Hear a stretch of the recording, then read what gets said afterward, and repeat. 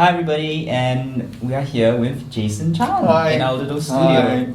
So Jason, we've had an incredible conference so far. Yes. And I've got lots of questions for you, but let's start off with you. Okay, please. And Yes. I want to know, because I think it's important to honor everybody's story, and I think especially what I want to flesh out with you is this East and West connection. But Yes. first, tell us about Jason Chan. How did Jason Chan come to be sitting in this Okay, chair? so I'm the same age as Jackie Chan. I think he's 1 year older than me. Okay, so I had I was also in the film industry. Okay, but Jackie Chan was the star. I was the extra. Okay, so when I was about 15 and 17. This is Hong Kong. In Hong Kong, that's right. Okay, we both born in Hong Kong.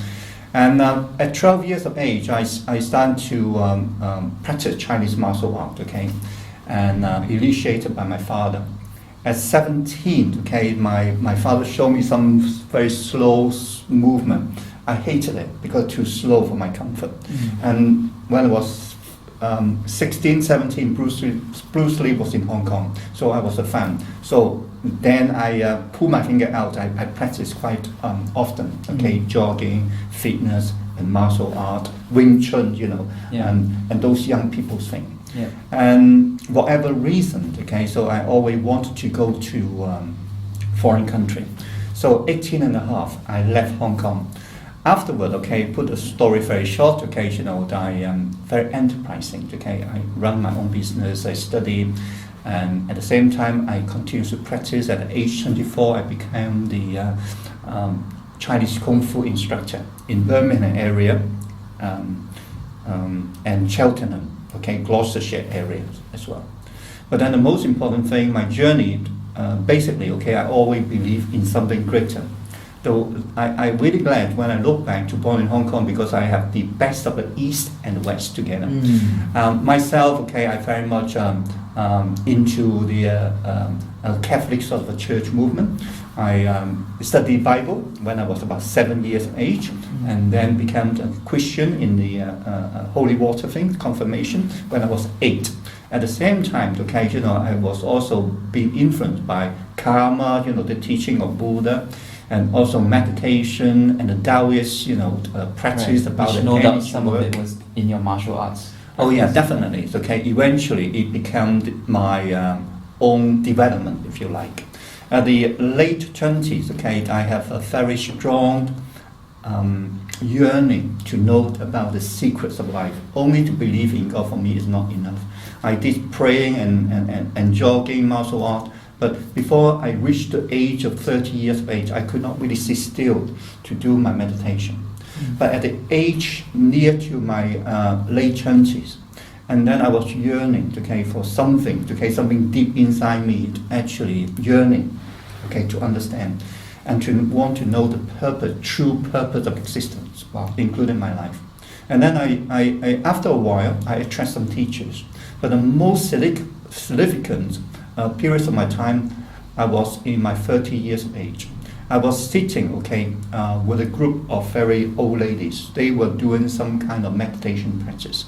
And then the leader there was 70-something years old. And then I have two occasions experienced tremendous amount of brightness and the energy, okay, rushing through my whole body and my whole being. I could not really see anything. It's only brightness, and my whole body was vibrating like this. At that time, scared the hell out of me. Was that your first mystical experience? I wouldn't call it mystical experience. I have some mystical experience, okay, shamanic, journey experiences and so forth. Okay. But that was real. That was, it's opened up tremendous amounts of brightness, life, vibration in me, twice. And then, so out of those experiences, I realized two things. I have to be disciplined to get in touch with my energy level, discipline to build the nervous system, to starting to build my chakra system and the other, opening up the energy. That's right. Conduits. As well as have the capacity to hold higher forces, as well as the power and wisdom in it. And secondly, I realized, okay, definitely there's no death. And without a shadow of doubt, it's not comfortable. It's come from insightful personal experience. And since then, I diligently, practice meditation and Taoist art And then, I also attended A Course in Miracles when I'm reaching the age of 30. So actually, I'm combining energy work, meditation, Buddhist teaching, and A Course in Miracles. But when I study A Course in Miracles, very important, I did not read any books. Only 5 to 6 years, non-stop, I'm reading it. I noticed my mind and my brain, if you like, continues to transform. New concept being given to me. Did you have resistance to the course when you first? No, when I'm reading it, I was in a height. I call it a spiritual honeymoon. No resistance. I love it. Wow. And only the resistance came in when I put the book down.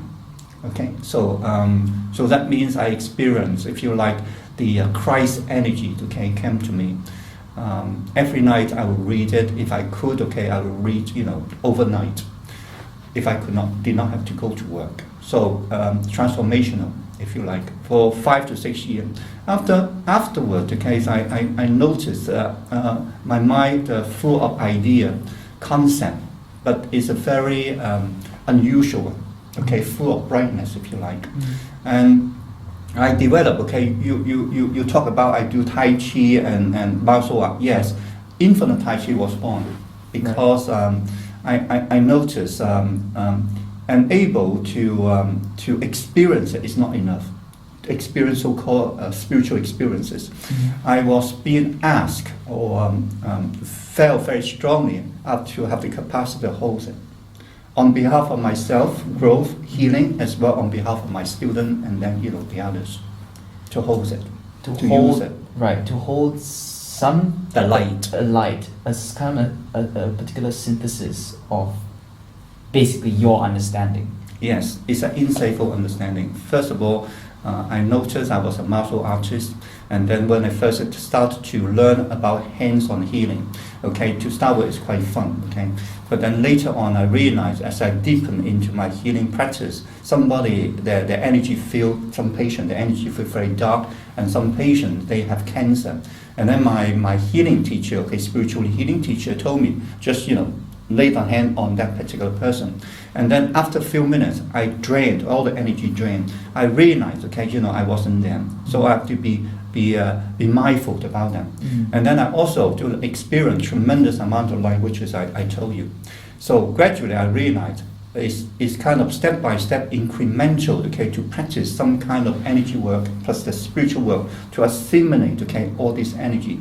And since then, I noticed the light energy can actually increase, and then my body, my nervous system, and my mind can hold more, so I can give more surface, if you like. I utilize this particular light to do teaching, healing work, and also help me to travel around the world. Yeah.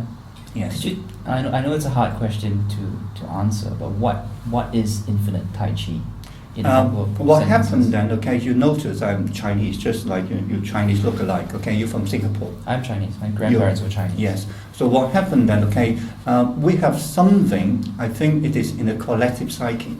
So I born with this concept of yin and yang. I born with the concept of karma. We born with the people just talk about reincarnation, and then we also born with the idea about those Taoists who talk about the Jing Qi Shen, the physical essence, how it is important. Those are you have the creative vitality. energy. That's right. Yeah. What is the Qi? And then what is the Shen, the spirit, the willpower? So and I notice in the Western world they don't talk about that. They haven't got it in their psyche. In the Tai Chi and Qigong exercise, I found it's very profound, very profound. We talk about not only nature forces, and also I noticed the sun power. If you become conscious, you can hold the sun power. Wow. The proton, electron and things like that is already there. Yeah. But I actually found we can raise our vibration in a level we can actually touch heaven. It's a metaphysical term called heaven, but actually everything is energy. The spiritual energy is very real to me. So, however, we need to train our body and our mind, and the energetic body and able to gradually hold that. Yeah. So when you go hold that, just like A Course in Miracles talk about, the body itself is so dense, it cannot illuminate by itself. But the mind can be illuminated by the Spirit or Holy Spirit.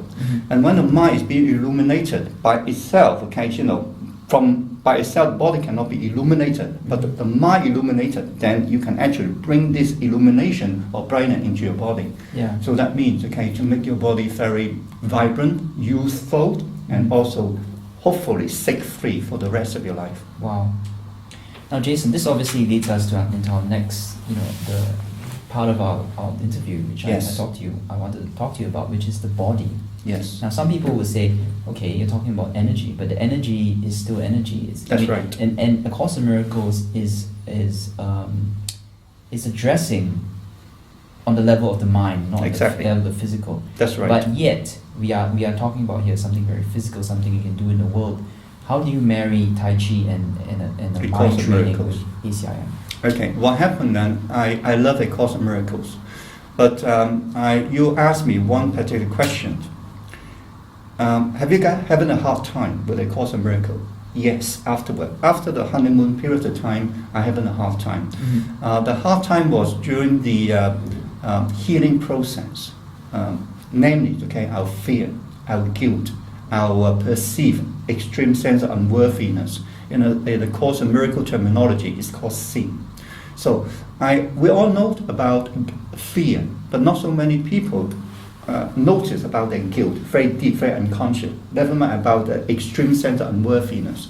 We think about the extreme sense of unworthiness on the personality level. Yeah. Okay, so A Course in Miracle help individual aspirant to intellectually to start to understand about the darkness. At the same time, directly pointing at the truth, who we truly are. Okay, never mind the terminology. Who we truly are, basically, where life manifests. Mm-hmm.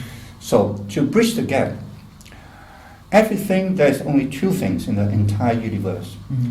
One is the mind, but then the consciousness is higher than the mind. That means there's an observer, decision maker. Mm-hmm. The consciousness is higher than the mind. Mm-hmm. The consciousness have to be awake, that is awakening, and able you change your mind. So thus the workbook and the test helping you, to train your mind. But the mind, it is, is just not a thinking level, and then eventually have to go deep. Mm-hmm. As you go deep, gradually the program of A Course in Miracle, especially you study the workbook, it then gradually filters through your unconscious mind. As this unconscious mind going deeper and deeper, you are starting to releasing, okay, or you conscious about your darkness, the shadow. Mm-hmm. So, however, the unconscious level of darkness and shadow cannot be pierced through just the conscious awareness. So you need the light. And sometimes A Course talk about Holy Spirit. Mm-hmm. A lot of students thinking about Holy Spirit must be something, okay, which we don't know. And also some interpretation is that the mind, it is all there is. Mm-hmm. Yes and no. But as you're raising your vibration, expand your consciousnly, the awareness, the awakening awareness of your mind can be expanded. And this expansion, it is whereby you hold the light, or if you like to call it Holy Spirit, entirely up to you. Right. And when the light is present, you then bring the darkness as much as possible, rising up to be released. That is what Marianne Williamson talked about, the grace, the moment of grace, and then the karma being released. Right. So I combine with the Eastern philosophy principle, which is Buddha's taught, Yeah. as well as A Course in Miracle. Okay, the Jesus talk about very unconscious state of the ego thought, and then bring this together. But one thing actually I noticed, if I just learn the workbook, Mm-hmm. do not go beyond the intellectual level. There's a limited sort of there's some limitation. So I love to go beyond the intellectual level. Right, you're saying if you intellectualize the workbook, that in itself is a To limitation. start with, it's okay. But to start with, that's okay. We as a build understand foundation. intellectually first. But eventually, you need the Christ or Holy Spirit to Yeah. helping you. But then in life itself, on the practicality, actually, okay, Christ and Holy Spirit, they are empty words until you're with it, until you experience it. When you experience it, it's a time that you cut through your shadow and the darkness in our collective unconscious level. So you need both. So that's interesting metaphor that you've given us. It sounds as if you've given us this paradigm of the light That's and right. the darkness, and we're in the middle. And all we have to do is to hold that space to allow the light to The penetrate key point through is the- awakening consciousness. So that means you become awake. That means you become more mindful.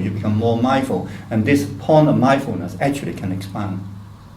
Now, speaking of mindfulness, I know you're a big fan of meditation. and I am as well. Yes. Tell us about meditation, how it, I think it's very key, personally, very, very key to awakening. I mean, Okay. it's a great practice. Tell us about meditation and how it helps. Spiritual awakening, one thing is the most important thing is you feel more alive, you feel more conscious. Eventually, you notice if death even alive, okay, you're not afraid of death anymore. Mm-hmm. But having said that, on the practicality, okay, the physical body have to be strong, healthy, and then you feel more alive, okay, the physical body. Mm-hmm.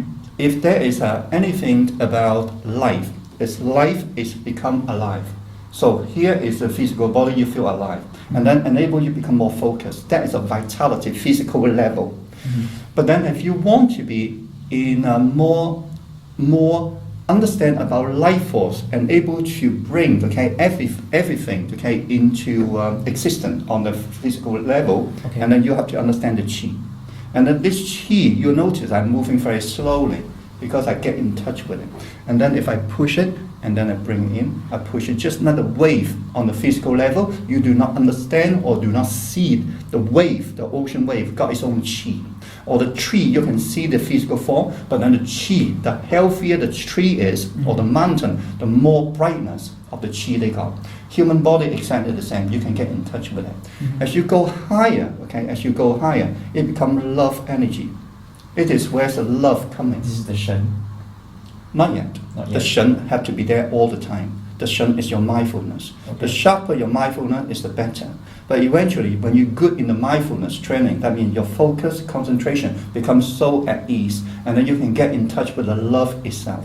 Love itself is starting to transcend the duality of life and death. It all go beyond the chi, go beyond that life for holding everything together. That's a love. It cannot just say, I love you. It got to be have an energy feel in it. And this love, it is the first time you experience as a practitioner the immortality sense. So that means eternal nature of life is love. And then even go beyond it, it is oneness or the wonders of life. So they all have the energetic counterpart. Mm.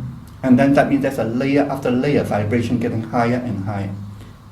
Reaching upon the, in the Course in Miracle terminologies, when you are staying with all there is, the God love, okay, so much, you cannot stay here down on earth. Because too much power, too much energy, just the physical nervous system simply cannot take it. Yeah. You just have to go away. Speaking of which, I also know you're a fan of David Hawkins and his scale. Yes. And what you've just described is actually There's a level, scale. a scale. Oh, definitely. Tell Okay, us once about the upon a scale. time I was ignorant, very physical, very three-dimensional. But gradually I learn more, I practice and I pursue it, I study and so forth and so forth. So I'm getting better. You know what? From the time in this lifetime, okay, I was younger, I was ignorant. Now I'm getting older and experience more, I'm getting more mature. I know a little bit more. What happened then is still me. But something has shifted. I noticed my consciousness had more expanded. It's still me. It's still this I, it's still me.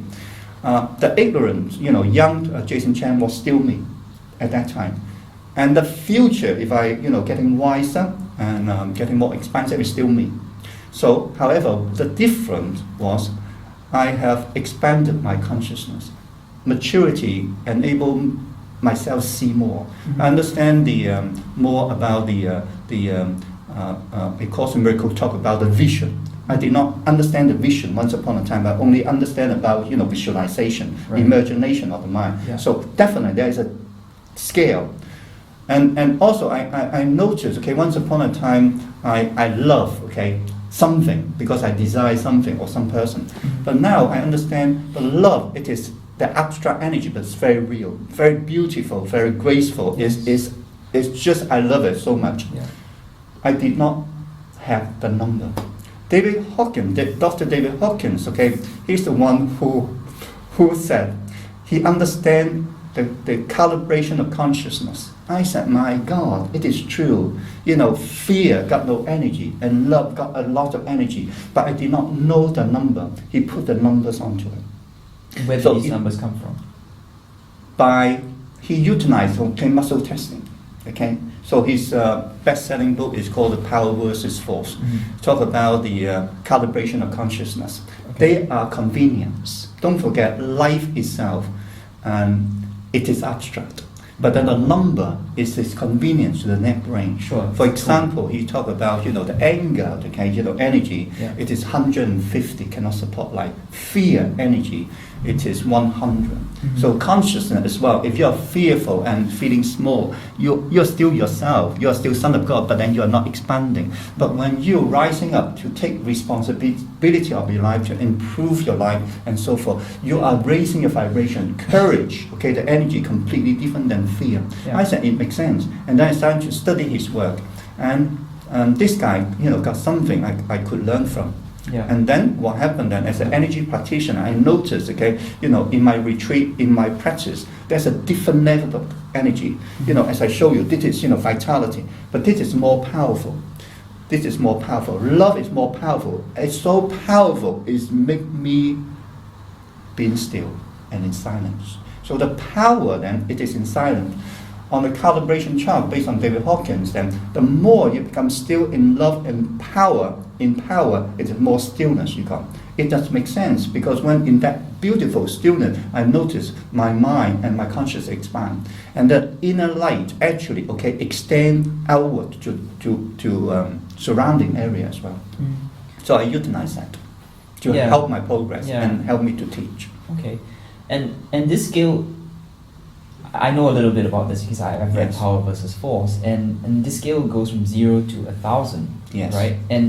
And the 1,000 is what some people might call self-realization. Like Jesus Christ, Right. And I have experienced some tremendous amount of presence, in my spiritual journey. I experienced, some not esoteric, a presence next to me, that love, and then the brightness is so tremendous, just lift my whole bodies up, I experienced, several of them. I also met somebody in life, and then I went to see those people, Their presence, lift humankind up. Wow. It is true. So I have to say, it's no doubt about it. So I noticed the genuine spiritual work, it is not only words, or how clever or how intelligent you are, or how much you want to. It is correspondingly, so there's an energy field, internally as well as externally, and able to facilitate an influence, or positive influence, or bright influence, just by the person, presence. For example, I have to say, Marianne Williamson, we just listened to her. It is not what she said. I already listened a lot about what she said. It's her presence. Uplift the audience, uplift the room. So definitely it is the presence. That presence is alive, is emanating. Just to rewind a little bit, we were talking about vitality. Yes. And what would you say to somebody who is obviously born into this lifetime without arms, for example? Yes. How is chi and physical energy, and let's say chronic conditions, that you're born with a particular condition, how would you deal with that and address the physical vitality of the individual? Yes, after many years of teachings, I encountered quite a lot of different types of students, including people without sight and people with a very short arm, or distorted body. Or I basically, a life is infinite itself. The body, you might haven't got any arms. But gradually, if you just have a steady mind, just for a few seconds, and there's always a window open. So when you got a mind, a clear mind, just for a few moments, and you can move the chi. And when you got a clear mind, you can then be still for a while. If you can breathe, there's still a life force in you. And then energy always followed. Never mind what energy, always follow the mind. The still mind, and then you can still hold some energy. And gradually, if you are a practitioner without the arm or whatever, you can utilize your mind. For example, I got without one arm, I can still utilize this hand. Imagine I hold another hand to hold the life force. The whole idea, it is the mind. Right. So that means the mind is unlimited, the body is limited. So you can then, for example, moving, Tai Chi, waving hand like a cloud. For example, without this arm, I would then Okay, imagine this arm is moving. And then pushing with the ocean wave, one arm, and then without this arm, I imagine, okay, there's another arm pushing. So when it is so, your energy, life force starting to move. It's starting to move through your whole body. Just like I'm moving, okay, so you can feel the life force around you, see? And then later, when you're good at it, just by your thought and your presence, the life force moves. Wow. Yes. Jason, we're just gonna start wrapping this up. What kind of practices would you recommend to people? As in what for people watching this video, what can they do? I actually very practical. The case, I think most people do not really want to get enlightenment. According to some not so scientific research, but most people, they are preoccupied with their own problem. They don't really want to get enlightenment. Enlightenment means, okay, a complete journey of life. Not so many people really want that. They want trimming because all of us, or most of us, basically we are the ego me self. So we don't know about that. I would recommend become a strong ego first. Become a strong character. Okay, build yourself up first, and make yourself successful. Make yourself charismatic. Yeah. Be a nicer ego self. Be a smiling, happy ego self. Jason, I think we're just going to wrap this interview up. Thank you so much for joining us. Thank you so much. Okay, love it.